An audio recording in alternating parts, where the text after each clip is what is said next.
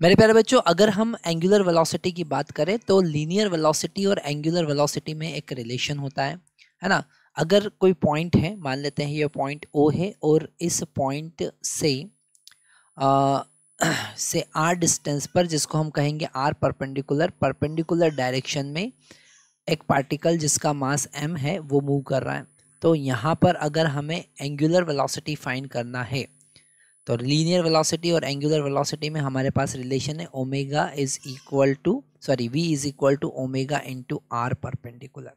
Okay, यहाँ पर वैसे हम वेक्टर फॉर्म में भी इस कॉन्सेप्ट को समझते हैं, पर यहाँ पर चूंकि हमको मैग्नीट्यूड की बात करना है इस क्वेश्चन में, तो हम v is equal to omega r perpendicular formula use करेंगे। और ओमेगा का अगर हमें वैल्यू फाइंड करना है तो v divided by r perpendicular का कॉन्सेप्ट हम यूज करेंगे। परपेंडिकुलर मतलब वेलोसिटी के परपेंडिकुलर डिस्टेंस।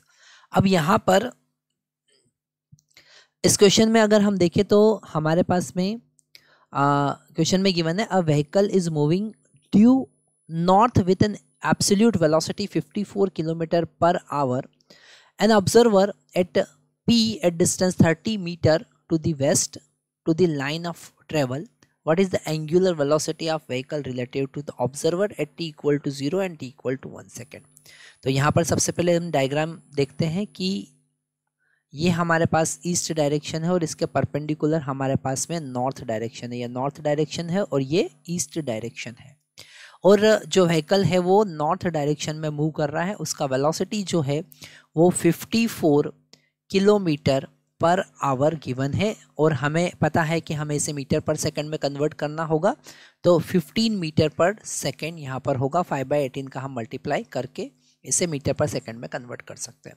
एक ऑब्जर्वर है जो पॉइंट पी पर है और यहाँ इस लाइन ऑफ ट्रेवल से वो 30 मीटर की डिस्टेंस पर है।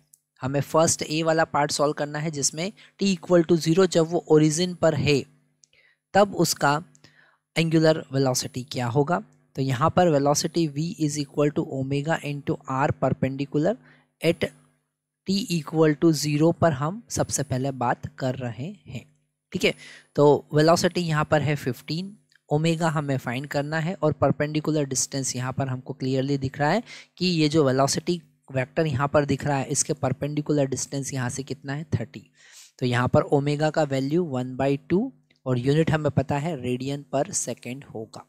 ठीक है, तो यहाँ पर हमने एंगुलर वेलोसिटी फाइंड किया t इक्वल टू 0 पर।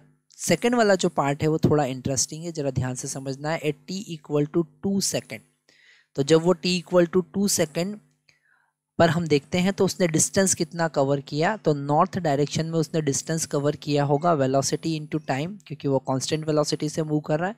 तो वेलोसिटी है यहाँ पर 15 और टाइम हुआ 2 सेकेंड, तो यहाँ पर उसने डिस्टेंस कवर किया 30 मीटर। ठीक है, मतलब अब वो यहाँ से 30 मीटर की डिस्टेंस पर है। ठीक है, इस ओरिजिन से वो 30 मीटर की डिस्टेंस पर है। पर यहाँ पर अगर हम देखेंगे, यहाँ पर हम देखेंगे तो वो कितने डिस्टेंस पे होगा, 30√2 मीटर की डिस्टेंस पर होगा।